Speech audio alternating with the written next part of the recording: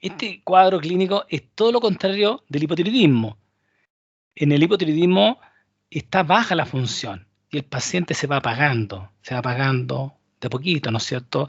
Va aumentando de peso, los signos vitales van bajando, todos los órganos de parénquima van bajando su función. Y uno de los que se ve afectado de forma muy temprano el sistema nervioso central, con una depresión, ¿no es cierto? Alteración del ánimo, se pone en bradicílico el paciente, desmemoriado, etcétera, ¿ya? Es muy característico, para que asocien ustedes al hipotiroidismo, que este paciente se nos va abajo en todas las funciones. En cambio, el hipertiroidismo es todo lo contrario, es como si al paciente le inyectaran adrenalina.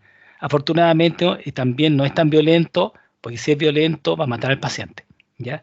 Vamos a ver que el cuadro, si no logramos controlarlo o no logramos saber su etiología, tenemos que hacer un tratamiento muy agresivo a veces, que lo vamos a discutir al final, muy agresivo para salvar la vida del paciente. Este paciente, al revés del otro, está todo aumentado. La frecuencia cardíaca, la frecuencia respiratoria, la presión arterial van subiendo, la temperatura va subiendo, todo el metabolismo va subiendo, diarrea el paciente, tiene diarrea, ya no tiene constipación, todo el metabolismo es rápido.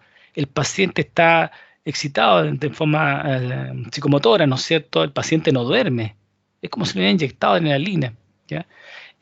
No duerme, está irritable, está saltón, los reflejos en el hipotiroidismo estaban atenuados, acá están hiperreactivos, todo acelerado a full, y eso obviamente va a matar al paciente, ¿ya? Si el paciente es cardiópata, le va a costar la vida. Si el paciente es hipertenso, le va a costar la vida. Por tanto, depende de la edad del paciente, patologías de base, también cuál va a ser el tratamiento. Ya más agresivo, menos agresivo. Vamos a ver que hay tratamiento farmacológico, bien instancia. Pero cuando es muy agresivo el cuadro, tenemos que tomar determinaciones más agresivas que lo vamos a comentar. ¿Ok? Entonces vamos a discutir que es totalmente diferente por lo opuesto.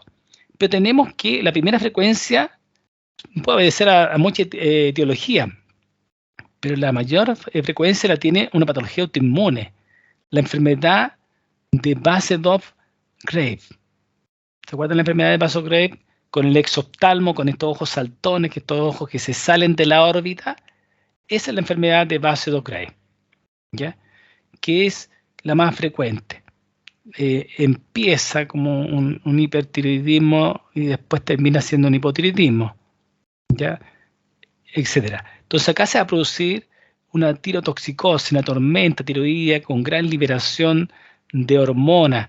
Recuerden que el coloide, que está formando la hormona en el tejido de la glándula tiroide, tiene hormonas de reserva. Por tanto, cuando ocurre esta estimulación, esta sobreestimulación de la glándula, se libera mucha hormona a la circulación. Y eso causa taquicardia, taquipnea, aumento de la presión arterial, aumento de la temperatura, aumenta el metabolismo en forma violenta. Se le llama tirotoxicosis o tormenta tiroidea, ¿ya? Por tanto, hipertiroidismo implica un exceso de hormonas tiroidea en la periferia, dadas por la glándula tiroide. ¿Ok? Entonces acá tenemos la enfermedad, lo que le hablaba a usted, la enfermedad más frecuente que causa hipertiroidismo, patología autoinmune. ¿De acuerdo? Acá vemos que la mayor frecuencia es en las mujeres. Fíjense, 7 a 10 es a 1 con respecto a los varones. Yo en realidad las únicas pacientes que he visto son femeninas, no tengo el honor o la desafortuna en realidad. Desafortuna para el paciente de que tenga un hipertiroidismo o la enfermedad de Basedov-Graves. Por tanto, vamos a ver que acá vamos a encontrar anticuerpos que van a actuar sobre el receptor de la TSH. En el fondo van a estimular al receptor como si fuera la hormona, de tal forma que se estimula la adeninato ciclasa, que aumenta, ¿no es cierto?, la producción y requerimiento de hormonas tiroideas, de tal forma que la glándula también aumenta de tamaño, aumenta los requerimientos, porque está pidiéndose que fabrique más hormonas, más hormonas, más hormonas, más hormonas. Y si es así, la glándula se agranda también para captar más yodo, más yodo, más yodo, más yodo. Cosa que no ocurre en la glándula eutiroidea, que está funcionando normalmente, ¿ya? Y se aumenta la glándula de tamaño, por supuesto que aumenta la vascularidad, ¿no es cierto?, la glándula. Aumenta la irrigación, ¿ya? Para captar el yodo y posteriormente para liberar la hormona. que está fabricando. ¿Me siguen? Y este paciente lo va a dejar en los huesos, sin dormir, con taquicardia, y generalmente va a causar un colapso cardiovascular. Si no lo mata finalmente la diarrea y la baja de peso. O sea, estamos hablando de un paciente muy extremo. La gran mayoría son moderados. ¿Ah? Empiezan este cuadro increciendo, en aumento, en aumento, en aumento. Por tanto, un paciente joven que empieza a bajar de peso, empieza a bajar de peso, empieza a bajar de peso rápidamente. eh, y la consulta va a ser la baja de peso en realidad. Sin razón aparente hay que pensar y sospechar un hipertiroidismo que está incipiente. ¿Ok? Por lo tanto, vamos a encontrar acá marcadores propios de ellos. Y el bocio característico, aumento de volumen. Pero al revés del otro bocio que veíamos en los pacientes con hipotiroidismo, este es un bocio hiperfuncionante, tratando de captar mayor cantidad de yodo, ya como los bocios que veíamos y se ven, bocios muy espectaculares en zonas endémicas del planeta donde hay deprivación de yodo, donde ocurren estos bocios y estos hipotiroidismos, pero acá es un hipertiroidismo asociado a una hiperfunción. Por tanto, podemos ocultar un soplo.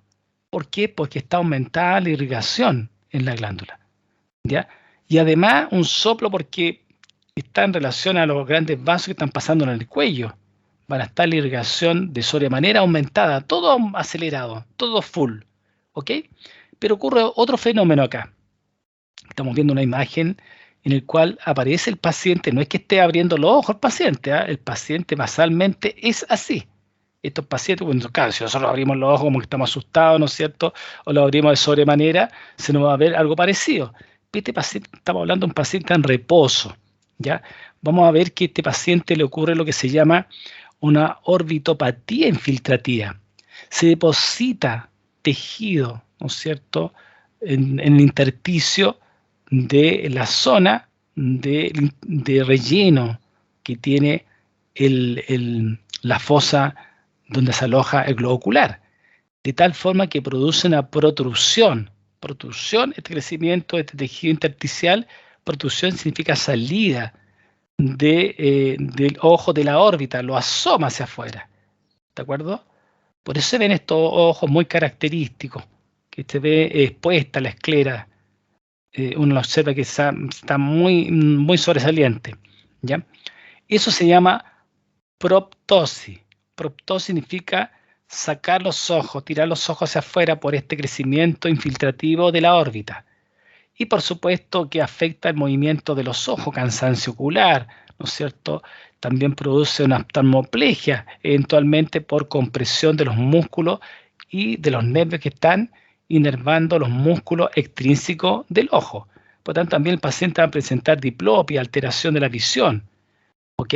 Una serie de problemas que no solamente es un problema estético, ¿no es cierto? Que a veces uno no quiere estar de esta manera porque toda la gente lo mira, ¿no es cierto? Sino que también un problema funcional, descentralizando los ojos, ¿ya?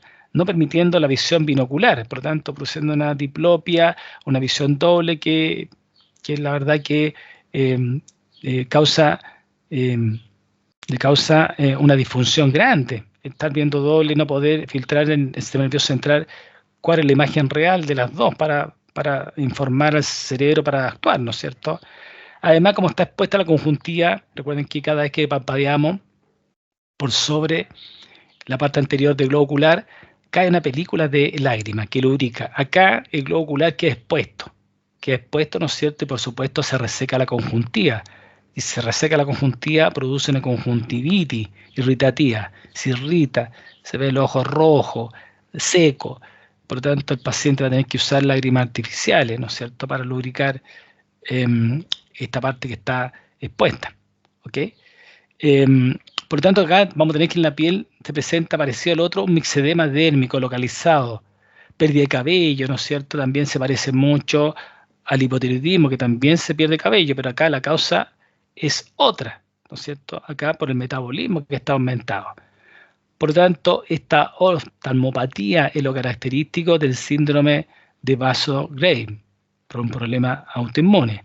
Acá vemos la etiopatogenia, cómo se va produciendo la infiltración en la órbita. Infiltración del sistema inmune específico, se desencadena una respuesta autoinmune específica en las cuales también se estimulan los fibroblastos. Recuerden que los fibroblastos fabrican más tejido colágeno, más elastina, más ácido hialurónico, de tal forma que es un edema duro. Por eso produce esta mayor producción de glicosaminoglicano que retiene más agua. Es un edema duro que protruye, tira hacia afuera, ¿no es cierto?, a los globos oculares. ¿Ok? Esto se presenta más o menos, la estamos viendo hablando de la oftalmopatía, un 20-40% de los casos. Y en los casos más graves, ¿no es cierto?, ya vimos la visión doble, también pérdida de la visión. Ahora, ¿por qué va a producirse esta pérdida de visión? Uno, porque se empieza a comprimir también el nervio óptico, ¿ya? El nervio que lleva la información hacia el sistema nervioso central. Por tanto, problemas graves que puede dejar ciego a un paciente, lamentablemente. Y por supuesto que altera su vida diaria, el funcionamiento diario del paciente, su autovalencia y por supuesto su autoestima. Vamos a ver que hay tratamientos hoy día más agresivos que se intentan corregir y alinear los globos oculares, ¿no es cierto? Hay cirugías descompresivas con el uso además de glucocorticoides que impiden la reacción autoinmune del paciente, impiden la agresión, ya que siga progresando la agresión desde el punto de vista autoinmune. ¿Me siguen? ¿Ok? Fíjense que un 10% de los pacientes con oftalmopatía de base o Gray son eutiroideos. ¿Qué significa que son eutiroideos? Que la producción de hormonas tiroides a nivel periférico está normal, curiosamente. Pero está la patología florida, la patología inmunológica. Entonces, ¿cómo vamos a saber que es un problema autoinmune? Tenemos que pedir, ¿cierto?, anticuerpos para glicoproteína, donde se fabrica la hormona a nivel de la tiroides, ¿cierto? Y contra el receptor de TSH, ¿ok? Entonces vamos a ver que anticuerpo contra la tiroglobulina y contra el receptor de TSH sale positivo, nos va indicando que es la enfermedad de base o Gray de etiología y patogenia autoinmune. Recuerden, como todas las patologías autoinmunes, no sabemos exactamente el por qué se desencadena en algunos pacientes y en otros no. La connotación genética familiar es muy fuerte, pero esta incidencia que tiene la enfermedad de base o Gray es más baja en la población, afortunadamente. ¿Ok? Entonces aquí estamos hablando de la patogenia, de cómo se forma el mixedema dérmico localizado, con esta inflamación autoinmune específica, con mucha estimulación de los fibroblastos, que ya hablamos, ácido hialurónico, conductinsulfato, proteoglicano, que van a formar este edema duro asociado a la oftalmopatía. ¿Ok? Muy bien. En algunos casos vamos a ver otras lesiones en otras partes del cuerpo. ¿De acuerdo? Fíjense acá aparece un edema, pero un edema sin godet. Recuerden que en el caso del hipotiroidismo encontramos el mixedema. El mixedema es propio del hipotiroidismo, pero acá podemos tener edema, pero si es que aparece edema, va a ser sin godet, sin signo de godet. No es un edema infiltrativo. ¿Ok? Y por supuesto acá, todo lo contrario a lo que hablábamos anteriormente, todo va a estar acelerado. Si está acelerado el metabolismo, va a estar aumentada la temperatura. El paciente tiene intolerancia al calor, está acalorado, ¿no es cierto? Estamos en invierno, ¿no es cierto? Hace frío, el paciente anda en polera, ¿ya? Prácticamente, porque la verdad que el metabolismo es insoportable, ¿no es cierto? Está aumentando la temperatura. Produce fiebre por aumento del metabolismo, no por infecciones, por aumento del metabolismo basal. Está muy acelerado. Debilidad muscular, debilidad cardiovascular, estimula el sistema cardiovascular y lo va a hacer estallar si el paciente es cardiópata. Si un paciente tiene insuficiencia cardíaca o hipertensión, va a desencadenar una descompensación. Afortunadamente, la gran mayoría de los pacientes son bastante más jóvenes, ¿ya? Por lo tanto, si bien es cierto, pueden tener algún grado de compromiso de patología hipertensiva o insuficiencia cardíaca, obviamente son más leves, ¿ya?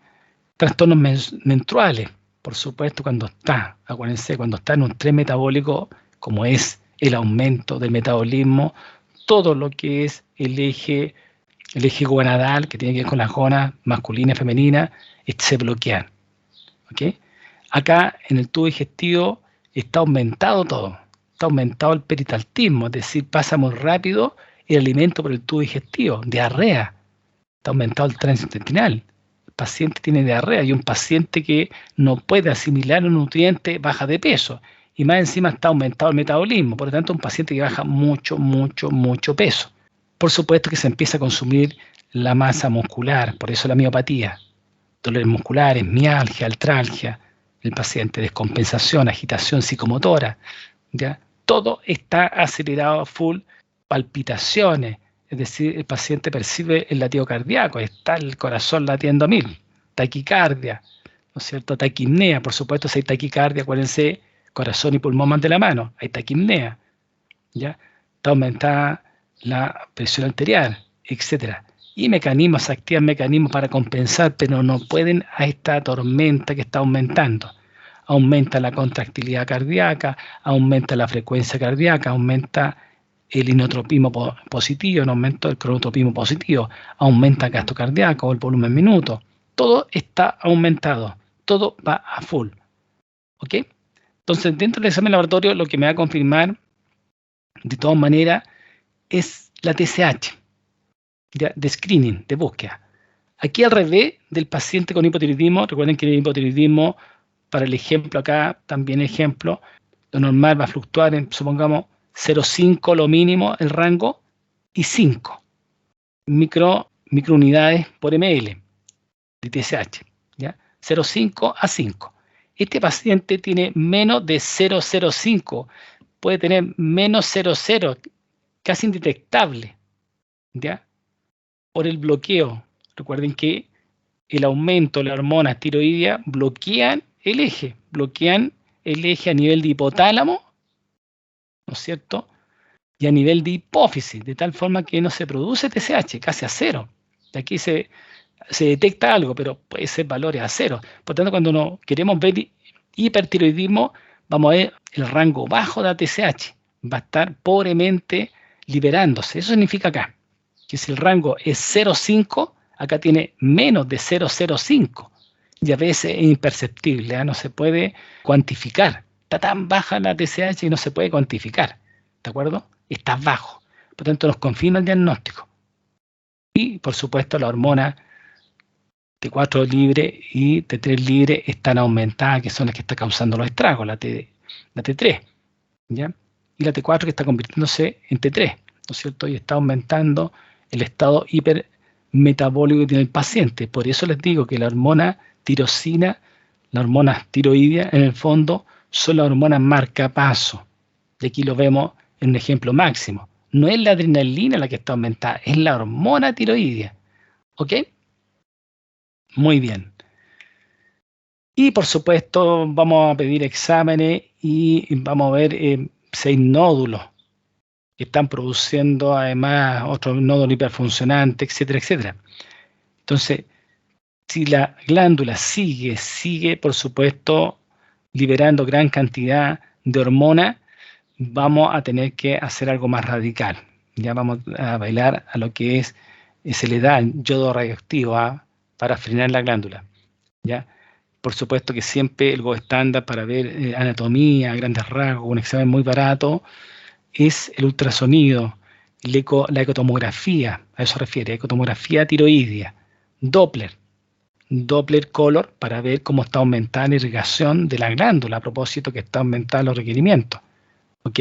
Aparición de nódulos fríos, nódulos calientes, ¿no es cierto?, con la cintigrafía tiroidea, que nos va a decir además cómo la glándula está estimulada y está captando, hipercaptando en forma simétrica, en forma total, o si hay nódulos que son los que están produciendo el problema, en algunos casos. Estamos hablando en general, acá no estamos hablando solamente de la enfermedad de Vaso-Gray, estamos hablando en general cuando hay hipertiroidismo. La mayor frecuencia es la enfermedad de Vaso-Gray, pero tenemos que pensar también que puede ser un nódulo hiperfuncionante, un nódulo solamente, y no toda la glándula, no autoinmune, ¿ya? ¿Ok? Entonces, vamos a estudiar esta glándula con ultrasonido, con ecotomografía. Tenemos una cintigrafía tiroidea para ver si está hipercaptando toda la glándula o no, que es la medicina nuclear.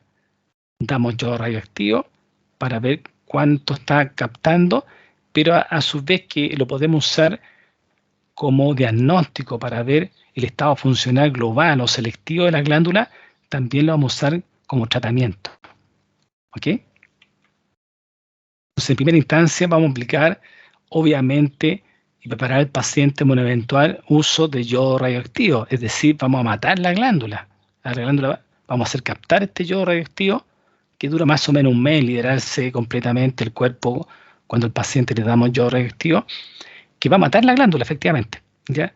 Y el paciente va a pasar de un hipertiroidismo a un hipotiroidismo. Y ahí le damos terapia hormonal de reemplazo, cuando está en riesgo vital el paciente. Pero antes tenemos otros medicamentos para evitar todavía la cirugía o el yodo radioactivo que se va a utilizar en forma extrema. Entonces tenemos beta bloqueadores, y aquí la farmacología es importante. ¿Se acuerdan de los beta bloqueadores? Es decir, está la adrenalina aumentada, está el sistema simpático estimulado. De tal forma que vamos a utilizar aquí unas indicaciones que tiene el propranolol. El propranolol generalmente no lo usamos, es un medicamento antiguo que se usó en alguna etapa de la hipertensión arterial, ¿ya? Como un beta bloqueador no selectivo, beta 1, beta 2, ya no selectivo. Por tanto, acá vamos a dar propranolol que tiene la función, la particularidad de bajar la conversión periférica de T4 a T3, que es la parte activa de la hormona. Y también podemos dar atenolol, que es más selectivo. ¿De acuerdo? Tenemos otros medicamentos, como la familia de las tionamidas. Las tionamidas van a bajar la síntesis, fíjense, de las hormonas tiroideas, inhibiendo la peroxidación, inhibiendo la organificación, es decir, inhibiendo la unión del yoduro a la tiroglobulina, a la formación de las hormonas tiroideas. La peroxidación va a ser, ¿no es cierto?, la unión del yoduro propiamente tal a la tiroglobulina. Por tanto, tiene un efecto inmunosupresor de la glándula.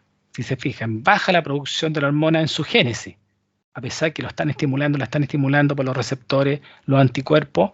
Lo que van a hacer estos fármacos, bloquear el metabolismo a nivel intraepitelial, intraglandular. Dentro de ellos tenemos tiamazol y el metimazol, que son los dos que se usan para bloquear este efecto de síntesis de el exceso de estímulo que tiene la glándula. ¿Se fijan? Esto como primera instancia. Y lo otro utilizado, que se utiliza mucho, es el propiltiuracilo, que inhibe la conversión periférica de T4 a T3. ¿Ya? En el fondo está disminuyendo la acción enzimática de la deiodinasa tipo 1 para evitar las crisis tóxicas, las tormentas tiroideas que está produciendo. Por tanto, estos son los tratamientos estándar que se da desde el punto de vista médico-farmacológico antes de una intervención más violenta hacia la glándula.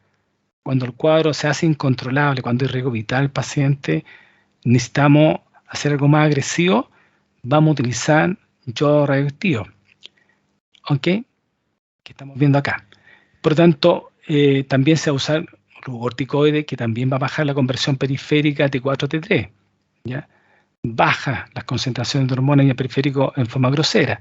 Pero si sigue el estímulo en forma violenta, ¿no es cierto?, hay que deprivar a la glándula de alguna manera, frenarla para siempre, y se da yodo radioactivo, como les decía, que más o menos es, aquí estamos hablando de 6 semanas, pero al mes ya deja de causar una disfunción casi total de la glándula, y su efecto puede prolongarse del yodo radioactivo un par de semanas, ¿de acuerdo? Es la primera elección en casos leves. En casos graves, sobre todo en pacientes ancianos con cardiopatía, primero están los tratamientos con fármacos, por supuesto, para tratar de yugular y controlar el cuadro, y posteriormente usar yodo radioactivo. La cirugía en general uno pudiera usarla también, se usa menos porque también es más invasiva. Vamos a ver que el usar yodo radioactivo implica no hacer cirugía, pasamos de un estado de hipertiroidismo a un estado de hipotiroidismo permanente. Por lo tanto, va a requerir terapia hormonal de reemplazo. Entonces, dentro del tratamiento quirúrgico vamos a tener tiroidectomía subtotal, o sea, parcialmente.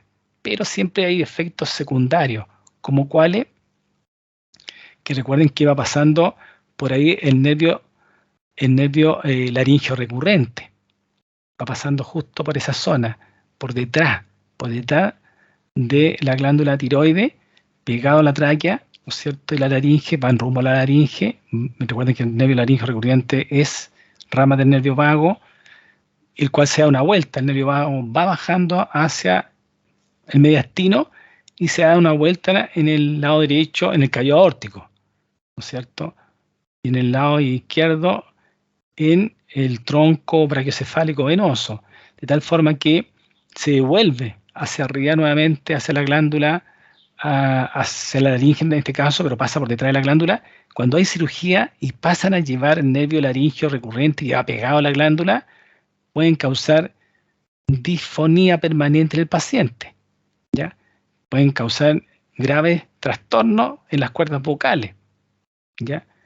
En el peor de los casos, pueden causar parálisis de las dos cuerdas vocales y pueden causar la muerte del paciente porque el paciente se va a asfixiar, ¿ya? Las más de las veces saben, por supuesto, los anatomistas de cabeza y cuello, los cirujanos de cabeza y cuello que van a intervenir, que está este nervio, que hay que hacerle el quite. Pero es tan finito, está tan pegado que no lo logran ver bien y pueden pasarlo ya. Entonces, las secuelas son muy graves. Por eso usa un tratamiento uno más conservador, en general, con yodo radioactivo, ¿ok? Y lo otro que también pueden pasar a llevar, si resecan la glándula, pueden resecar las glándulas paratiroides. Son 4, ¿se acuerdan que están en la parte posterior de la glándula? 2 en el polo superior y 2 en el polo inferior, derecho e izquierdo. Pues bien, si sacan parte de la glándula, pueden sacar las glándulas paratiroides y causar un hipoparatiroidismo secundario, es decir, alteración del calcio y fósforo permanente. Por lo tanto, otro lío metabólico ya que hay que solucionar para mantener la vida del paciente. Sin el balance del calcio y fósforo es imposible mantener la vida. Por tanto, son muchos los efectos secundarios que tiene la cirugía de la tiroide. Solamente en los casos mejor indicados, en general la cirugía se reserva para los cánceres, ¿eh? Los cánceres para sacar el tumor primario, que no siga tirando metástasis. ¿Ok? Pero en general, para lo que es el hipertiroidismo, vamos a ser un poquito más conservadores siempre, hacerlo con yodo radioactivo. No se olviden de eso, que lo van a escuchar mucho si viene un paciente de este calibre. ¿Ok? Muy bien. Entonces, aquí hay algunas indicaciones del cuadro quirúrgico. Bocio compresivo en niño, adolescente, pero generalmente lo estamos haciendo mucho menos por los grandes riesgos que tiene desde el punto de vista anatómico funcional. Llegar a pasar las glándulas paratiroides, causar un hipoparatiroidismo permanente, alteración del calcio y fósforo, gravísimo. O dañar al nervio laríngeo recurrente en un lado, causar disfonía en el paciente, causar limitación en la respiración del paciente con el ingreso del aire a través de la laringe, o una asfixia si pasan a llegar los dos nervios. ¿Ok? Por eso cuando se hace es subtotal, no es total. Si es subtotal y pasa a llegar el nervio laríngeo recurrente a un lado, el paciente en el peor de los casos va a quedar con una disfonía permanente, con este problema de limitación de ingreso de aire por la laringe, que no es menor el detalle. ¿Ok?